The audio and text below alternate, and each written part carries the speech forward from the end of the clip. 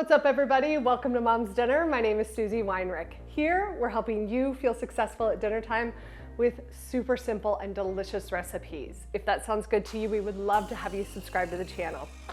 Today for dinner, I am making a baked rigatoni that is so good and pretty easy to make. You're actually gonna just take your favorite jarred pasta sauce, some cooked rigatoni noodles. You're gonna make a really good meat sauce with garlic and onions and ground beef and spices. You're gonna throw it all together with a little whole milk mozzarella and some parmesan cheese, bake it in the oven, and it's so good. You're absolutely gonna love it. So stick around today. I'm gonna share with you how to make baked rigatoni for dinner. We're gonna start this recipe in a large skillet. You wanna use a pretty deep, big skillet. My skillet ended up not being big enough. I mean, it was big enough, but barely. The sauce was spilling over the edges. So add about 2 tablespoons of your preferred cooking oil and let that get heated up in there. Now you're gonna chop up or dice up 1 yellow onion and get that added into the skillet. You wanna let that start to saute. Then we're gonna add in 1 pound of ground beef. I like to use an 85-15 ground beef because it's not as greasy as an 80-20, but it still has enough fat to be flavorful in this dish. Now this tool, y'all, I love this tool. I'm gonna link it down in the description box for you. It's called a meat chopper, and it's one of my favorite kitchen tools. It makes really quick work of crumbling any kind of ground meat, especially sticky meat like sausage or ground turkey. It is perfect. All right, so I've got the onion softened, the ground beef is crumbled and browned. So now I'm gonna drain off any excess grease because you don't want your baked rigatoni to be greasy. This is my preferred method of draining grease from a skillet, but you do you and do it however you like. Now we're gonna go in with 4 chopped garlic cloves, but if you want more, you add more. We add the garlic later in the process because it makes a stronger garlic flavor than sauteing it all the way down. Now add 2 24-ounce jars of your favorite marinara sauce and get that stirred around the pan so that the beef and the onions and the garlic mix with the sauce. Now it's time to do a little extra seasoning. Your marinara sauce is going to be seasoned, but we want more. 1 tablespoon of white sugar is going to balance all that tomato flavor, and then 1 tablespoon of white vinegar is going to brighten everything up. 1.5 teaspoons of Italian seasoning, 3/4 teaspoons of garlic powder, 1/2 teaspoon of onion powder, 1.5 teaspoons of kosher salt, and then a teaspoon of fennel seed. It's optional, but highly recommend. It adds such a beautiful flavor. Now you're gonna just let this simmer for about 15 minutes and all the flavors are gonna concentrate. But while that's simmering, we're gonna get the next ingredient ready, which is fresh chopped basil. You need about 1/4 cup of fresh chopped basil. I like to roll the leaves together, chop across, and then I chop across the other way so you don't end up with these weird long ribbons of basil in your sauce.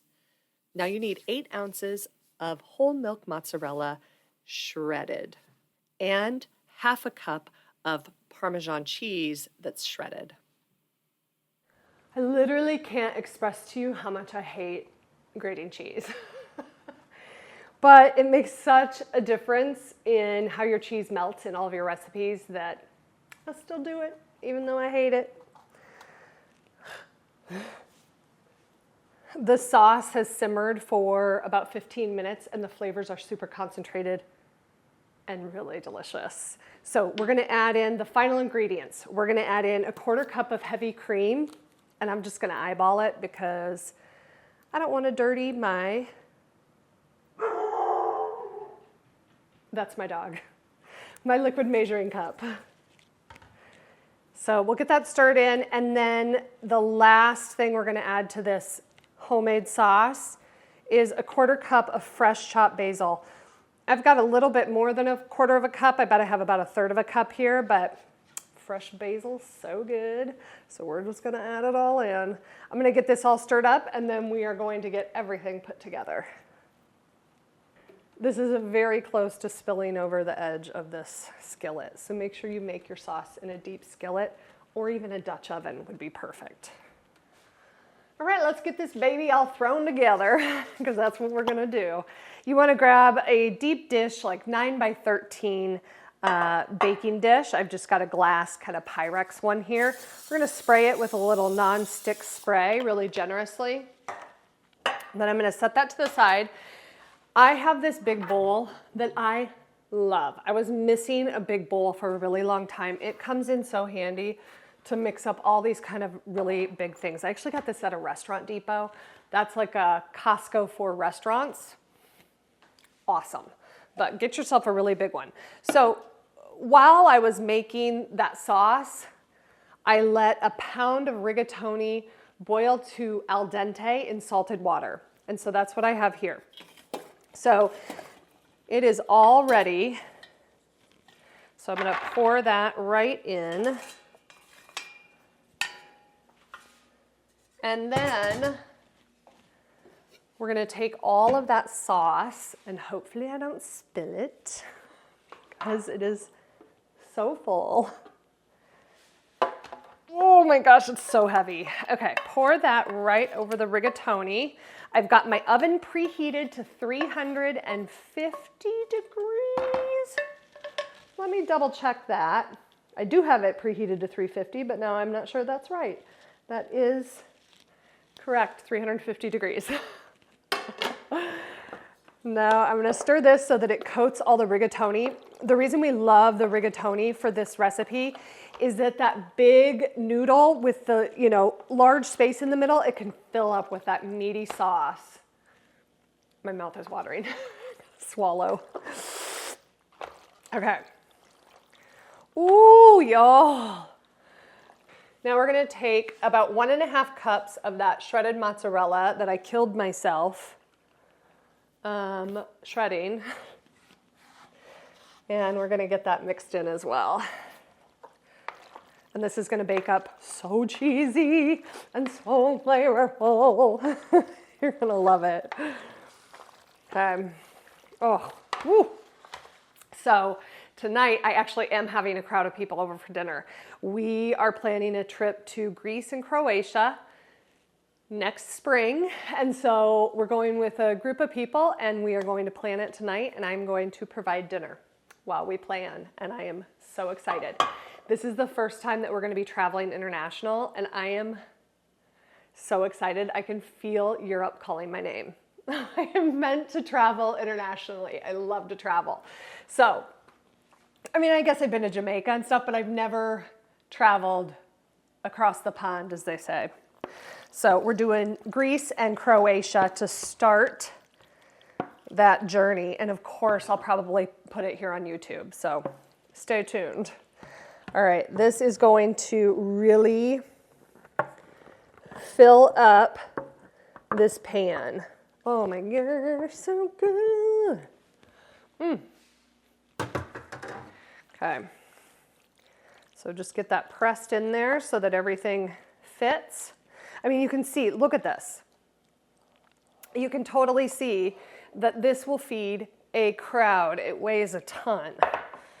And I'm gonna serve this tonight with Caesar salad and bread. I'm gonna saute some green beans. And then for the table, I have just like assorted olives. And then we're gonna try some Grecian and Croatian wine while we plan our trip. All right, so I've got the remaining grated mozzarella, and I have a 1/2 cup of fresh grated parmesan that I'm just gonna mix together here. That's gonna go on top.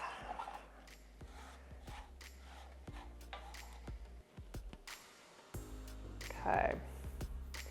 Now this is gonna go in our 350 oven. This is the best part. This is not like a lasagna. You're kind of getting the flavors of lasagna here, but lasagna takes forever. This is gonna bake for 25 minutes at 350, and then it's gonna be ready for dinner.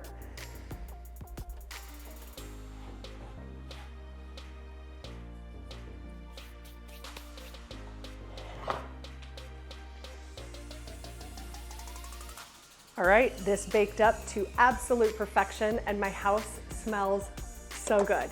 Everybody's gonna be here shortly, so I need to mix up my Caesar salad and get some olives on the table and get the bread in the oven as well. The cheese is melty, the sauce is mixed in. You can tell that the noodles baked with the sauce and it's gonna be so good. So I hope that you try this baked rigatoni next time you have a house full of people that you need to feed, especially during the holidays. This is a great one when you have house guests coming in and you need to make something warm and yummy for everybody to eat as they arrive. This is a great one. So I hope you try it and that it helps you feel like a success in your kitchen.